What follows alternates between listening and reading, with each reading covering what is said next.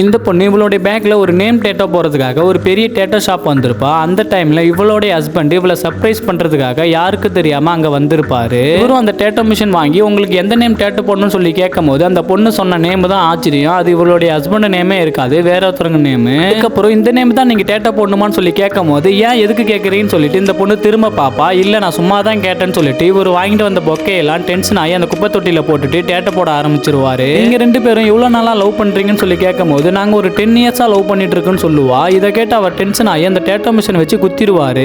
டேட்டோ போடும் போது கொஞ்சம் பார்த்து போடுங்க, இது கொஞ்சம் பெயின்ஃபுல்லா இருக்குன்னு சொல்லும் போது இவர் இது கொஞ்சம் பவர்ஃபுல்லான டேட்டோ, அதனால தான் கொஞ்சம் பெயின் இருக்கு, கொஞ்சம் அட்ஜஸ்ட் பண்ணீங்கன்னு சொல்லிடுறாரு. ஆனா இந்த பொண்ணு சொன்ன நேமா அவர் டேட்டோ போட்டிருக்க மாட்டாரு, அவரோட நேம் தான் போட்டிருப்பாரு. ஏன்னா இவ்வளோ நாளா அந்த பொண்ணு சீட் பண்ணிருக்கான்னு சொல்லிட்டு டென்ஷன்ல அவளுக்கு வலிக்கிற மாதிரி அந்த டேட்டோ போட்டுருவாரு. ஒரு முறை இவரு நீங்க ரெண்டு பேரும் எப்ப கல்யாணம் பண்ணிக்க போறீங்கன்னு சொல்லி கேட்கும் போது அதுக்கு அந்த பொண்ணு எனக்கு ஆல்ரெடி கல்யாணம் ஆச்சு, என்னோட ஹஸ்பண்ட் ஆர்மியில ஒர்க் பண்றாரு அப்படின்னு சொல்லுவா. அதுக்கு இவர் உங்களுக்கு தான் ஹஸ்பண்ட் இருக்காருல்ல, அப்புறம் ஏன் இன்னொரு பையனை லவ் பண்றேன்னு சொல்லி கேட்கும் போது இவ சொல்லுவா என்னோட ஹஸ்பண்ட் நல்லா சம்பாதிக்கிறாரு, அது இல்லாம நல்ல ஜாப்ல இருக்காரு, அதனாலதான் அவரை கல்யாணம் பண்ணிக்கிட்டேன்னு சொல்லுவா. அதுக்கப்புறம் தான் இவர் ஒன்னு ரியலைஸ் பண்ணுவாரு, இந்த பொண்ணு இவரை உண்மையா லவ் பண்ணல, பணத்துக்காக தான் கல்யாணம் பண்ணிருக்கான்னு. லாஸ்டா இவர் ஒரு பிளான் பண்ணுவாரு. உங்களுடைய டேட்டா நீட்டா போட்டாச்சுன்னு சொல்லிட்டு இவளுக்கு தெரியாம இவர் எப்படி வந்தாரோ அப்படியே வெளியே போயிடுவாரு.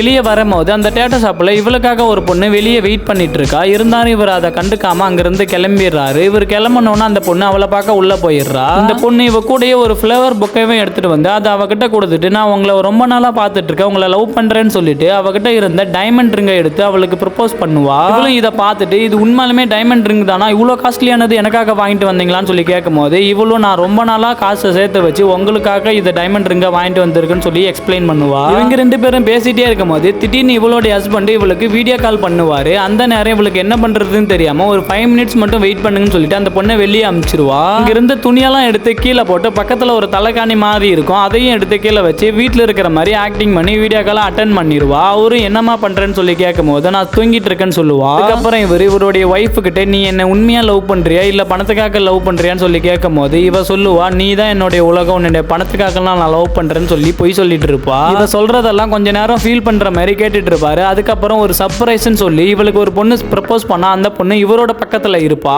எல்லாமே இவளுடைய ஹஸ்பண்ட் போட்ட பிளான் தான். இவர் வெளியே வரும்போது பக்கத்துல இருந்த பொண்ணுகிட்ட இவளுக்காக வாங்கிட்டு வந்த அந்த டைமண்ட் ரிங்கை கொடுத்து அவளுக்கு ப்ரப்போஸ் பண்ண சொல்லி இவர் தான் அனுப்பிச்சிருப்பாரு. இவ்வளவு நாளா நீ என்ன சீட் பண்ணிருக்க, அதனால தான் இப்படி பண்ண, உன்னுடைய காலையும் நான் தான் டேட்டோ போட்டேன், நீ சொன்னது எல்லாத்தையும் நான் கேட்டுட்டேன் அப்படின்னு சொல்லுவாரு.